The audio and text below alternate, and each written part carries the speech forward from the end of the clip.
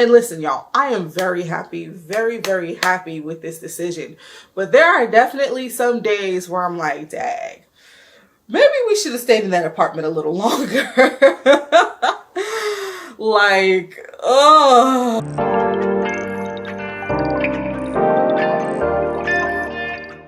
Hey guys, welcome back to my channel. My name is Alyssa, aka Always Alyssa J, and today we're going to be talking about what I wish I knew before moving into my first home. So y'all, it has officially been a year since I've moved into my home with my husband, and it has been quite a year. Quite a year it has been, y'all. I had looked at my memories on Instagram because I posted about it when we moved in, and it was like, girl, it's been a year. I was like, oh shoot, it's been a year.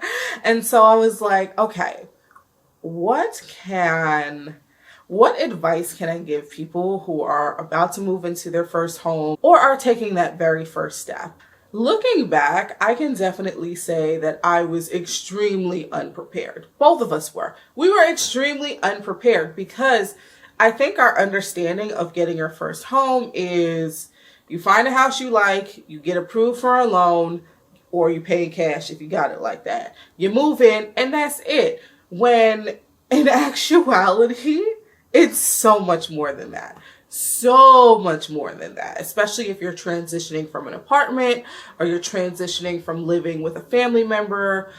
It's so much more than that. And so I just wanted to talk about what I wish I knew before moving into a home. And listen, y'all, I am very happy, very, very happy with this decision. But there are definitely some days where I'm like, dang, maybe we should have stayed in that apartment a little longer. Like, oh. And so the first thing that I wish I knew is that this process is very freaking extensive. Like, very, very extensive. If you've never moved into your own house before, or you've never been a part of the process, from the outside looking in, it looks like, okay, I get a real estate agent, I go find the house I want, I get the loan or the funding or what have you, we close the deal, and I move in. When there's so much more than that. We had a pretty good realtor. Our realtor was a friend of the family, someone who worked closely with one of my family members who was the lawyer and did the closing for us. And so we very much trusted them. And what I loved with this agent, and this is something that I definitely recommend for people who are getting their very first agent, is someone who is very experienced. I would not recommend, as much as I love my friends and I leverage them for their businesses in certain aspects, I would not recommend working with someone who it's their first year doing real estate. I just would not recommend that, right? Because there's a lot of guidance that you're going to need. So I would definitely recommend someone who has a few years experience and not only has a few years experience, has closed on multiple homes at the very least, or commercial properties, right? Because there are people who have been doing real estate for a couple of years and they've closed maybe one house a year. And that's no tea, no shade. Like, it's hard out here, right? I couldn't imagine trying to do real estate, but you really need to work with someone, long story short, who knows what they're doing. Because on the very first day that we met this person, they walked us through the entire process. And that's why I said it's a lot more extensive than you think. Instead of just 5 steps, like, right, that you might think like 5 or 6 steps, it's actually like 25, right? You have to find your real estate agent. See how much you can get approved for if you need a loan. If you don't have a family member that's helping you out, see how much you can get approved for. But before you can see how much you get approved for, you have to give them all of your pay stubs and all of your statements. And y'all, things got so complicated and so annoying because A, I had an influencer side business, and B, I also made commission. For those who don't know, your commission, if you make commission, your commission does not count towards your application process in terms of how much you qualify for, unless you've been making that commission for 2 years straight.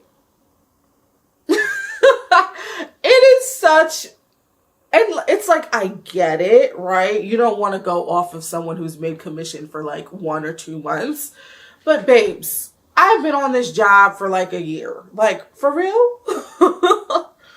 And so if you haven't been making your commission, your bonus, whatever, for at least 2 years straight, it's not going to count in your application when you're applying to see how much you qualify for in terms of your home loan. So just want to put that out there. You get your agent, you figure out how much you qualify for, then you go see the houses, and that in of itself is going to be a very long process, a very, very, very long process, especially because we bought our home at a time where it was a seller's market.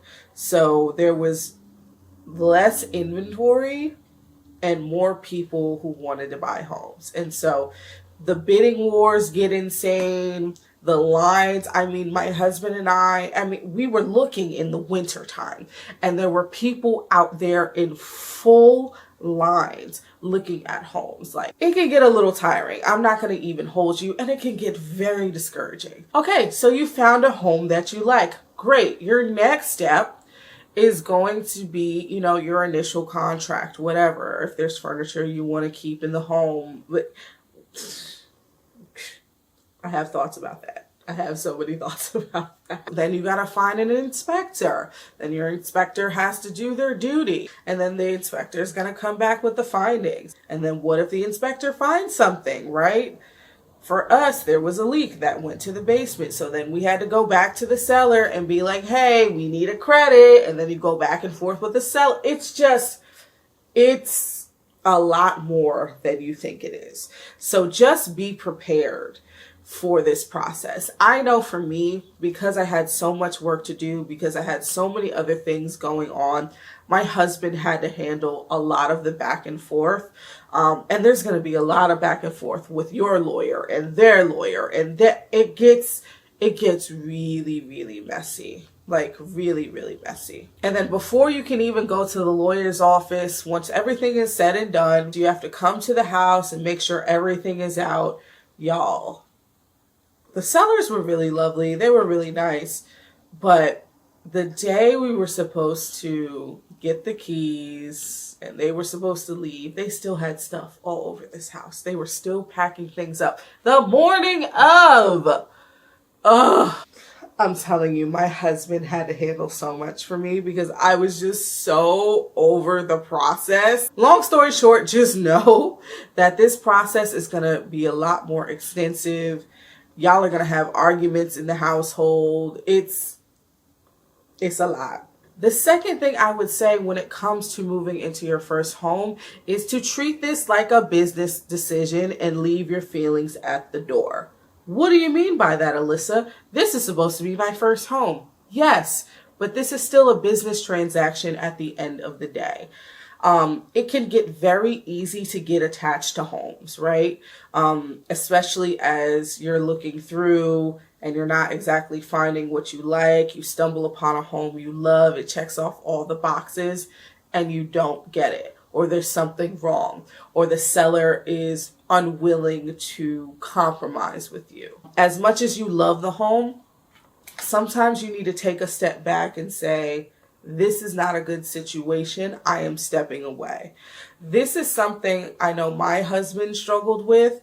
There are certain homes that he got attached to throughout the process, and it would really make him upset.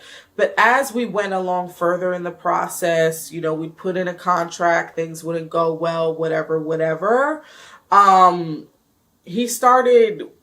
He started looking at things through a different lens and saying, you know what? I'm taking my feelings out of this. I'm looking at everything objectively because at the end of the day, this is a business decision. It'll just save you a lot of heartache if you go in not with low expectations, but if you just go in not getting attached. You'll do a lot better throughout this entire process. The third thing I would say when it comes to buying your first home is put everything in writing. So when we first came into this home, I loved the furniture that was here. The setup was beautiful. And I said, you know what?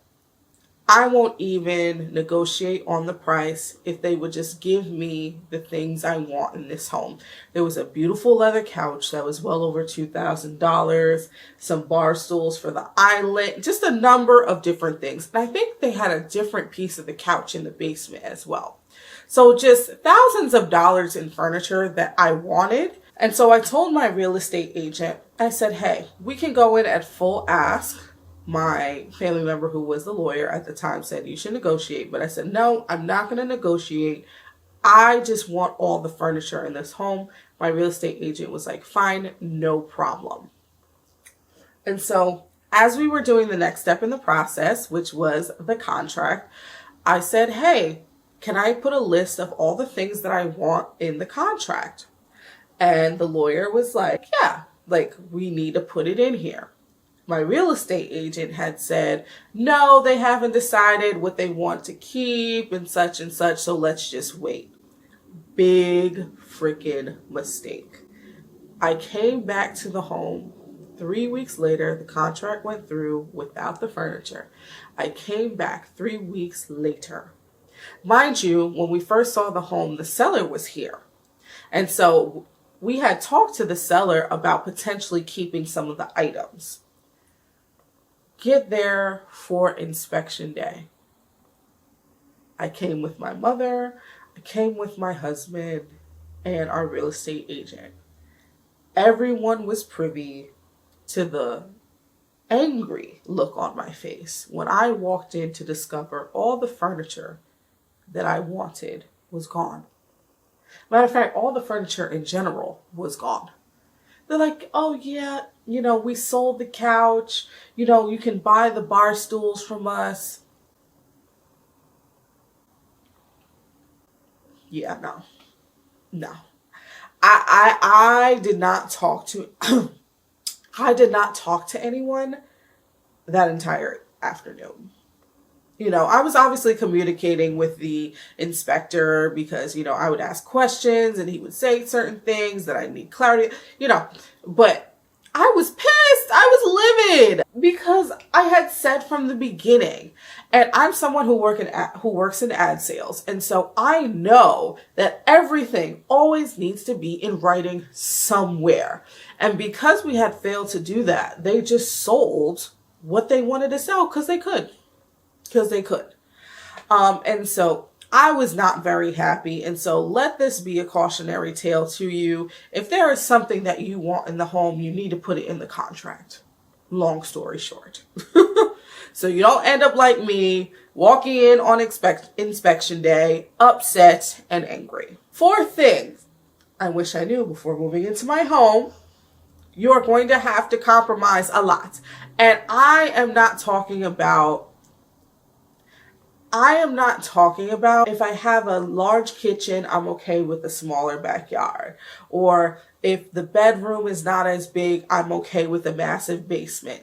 No, you're going to have to compromise on your compromises. I'll say this. If you don't have a lot of money, if you are middle class, upper middle class, not super rich, okay? If you're not rich at all, you don't have an auntie, an uncle, a mommy, a daddy to give you $100,000, $200,000, $500,000 for your house. You are going to have to make so many compromises. You're going to have to compromise on your compromises, y'all. You just need to be prepared to not get everything that you want. Long story short, houses are very specific. Either what you want is there or it's not. And so, like I said, unless you have a lot of money, you're just not going to find everything that checks off the boxes in your very first home. It's just not going to happen. And so you just really need to be prepared to say, you know what, it's okay if I don't have this thing.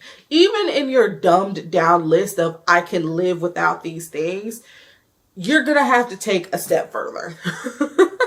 And that's not to say that I don't have most of what I want in this home. I really do. But there are definitely some things like our backyard is not as big. Our basement is not finished. We have a bathroom here that needs to get redone, right? There's a number of things that I was not expecting to do in my very first home, but because of the pricing, the neighborhood, a bunch of other things, I was willing to say, you know what? This is fine for right now because I knew this wasn't going to be my forever. And so if you go in with that mindset, you'll be fine. The next thing that I would say when it comes to buying your first home is to go with your gut. If something does not feel right, pull out, cancel your contract. It's okay, right? I have found personally that my gut, some people call it their intuition, their sixth sense. I call it my spirit. That's what I like to call it. I like to call it God speaking to me. It's never failed me. If something does not feel right in a home, not even just talking spiritually, but if you feel like the seller is a little, they're not being upfront about everything that's wrong with the home, or just not willing to be upfront of what's going on with the home in general. That's what happened with us with one of the houses we were looking at in my hometown. They were unwilling to be forthcoming about the damage in the home, which was very concerning to my family member who was our lawyer doing the closing. And so we ended up pulling out of that contract. That seller had gone through like 3 or 4 lawyers. We had a hard time trying to meet for inspection. There was just a lot of red flags that my husband and I had noticed, and even my family members are so overbearing sometimes. They actually drove by the home and walked around the home, and they were just like, no ma'am, right? If you notice the red flags, if you have that gut feeling that's like, walk away. It'll be the best thing that you can do for yourself. And I'm glad we walked away from that particular home because we noticed on Zillow. The good thing about Zillow is that it documents when someone puts a contract in and if the person pulls out. So before we put our contract in, we saw on Zillow that someone had pulled out. And the real estate agent who was there at the time addressed it and said, it was a couple, and the one party wanted to come and the other didn't want to come from like a different state. And we're like, okay, fine, that happens, whatever. And so after we pulled out of our contract, we saw on Zillow about a month or so later that someone else had put in a contract and then also pulled out. And so we were like, okay, there's clearly a pattern here. There's clearly something going on here to have 3 different parties pull out of a contract. And so that is a good cautionary tale to, like I said, go with your gut. It will never fail you. Another situation where that happened, one of my coworkers actually was looking for a home. I don't think it was this her first home? Maybe not. But they went into the basement of the home and they noticed like a mat of some kind, like a child's mat in the middle of the floor. And they went ahead and lifted it up because I think something told them to lift it up. And there was a bunch of water underneath. Come to find out, the house was under a spring. Can you imagine? And the owners didn't tell them anything about it. They just tried to hide it. Lots of tricks out there, y'all. Lots of tricks. And that's another thing I'm going to sneak in there. When you are walking through a home, especially during inspection, y'all make sure you check everything. My inspector was excellent. They are an inspector that teaches other inspectors. And so they were trying out all the plugs, the electric panel. They're running all the water. They're looking through the AC unit. They're walking through the crawl spaces. They're getting on the roof. Like everything, all the bases were covered. And had they not been so thorough, we wouldn't have discovered the leak that was going through the basement. So just, that's another small tip, is when you're walking through a home, don't just walk through the home. Like, be very thorough. Be very, very thorough. I promise you it'll save you heartache in the long run. The last thing that I will say about moving into your first home is that the people are right when they say that there is always something that's broken. I hate to say it, but it is so true. There is always something with this home. I love this home. Like, this is my first home. I will always cherish this place. But baby, and it's not that the inspector missed something. Let's be clear about that. But there's just always something. So for us, it was the basement. Whenever we get a heavy rain, and our real estate agent was super good about ensuring that we were not looking at homes that were in flood zones. But as you know, with climate change, things change. Zones that didn't used to be flood zones can sometimes turn into flood zones. This hasn't turned into a flood zone, but when we do get heavy rain, it looks real spooky. It looks spooky. And so what ends up happening is sometimes very small pools, it's not anything crazy, of water will accumulate in our basement. And it costs money. You know, we there was one night, middle of the night, we had to go to Home Depot to get a wet vac to get everything up. We'll then have to call our cleaning lady to come impromptu and pay her to help clean up some of the mess. Like, you know, it hasn't been bad for us, but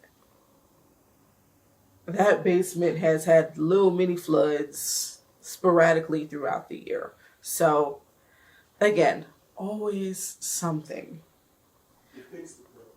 We fixed it though. We fixed it though. But the people are right. When it comes to owning a home, there's always going to be something that needs to be fixed in some capacity. So, yeah, okay. Like my husband just said, we ended up getting a sub pump to inevitably fix the small flooding issue we were having, which was not cheap. You just have to be financially prepared. I'm all for always having an emergency fund anyways, but when you have a home, you really have to have an extra couple $1,000s, I would say $5,000 at the bare minimum in the bank in case something goes left. Because you really just never know. You really, really never know. Our Wi-Fi was acting wonky at some point, and we had to get a new router because like our neighborhood is a little bit of a dead zone.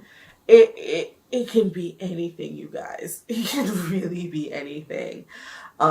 You just really have to be prepared. And so that's pretty much it. I mean, I could go on and on about the things I wish I knew before moving into a home, but those are the larger things that I think you should be prepared for, and think about deeply, do more research on before moving into a home. It seems a lot easier, and I think everyone knows it's not easy, but it seems a lot easier than you think.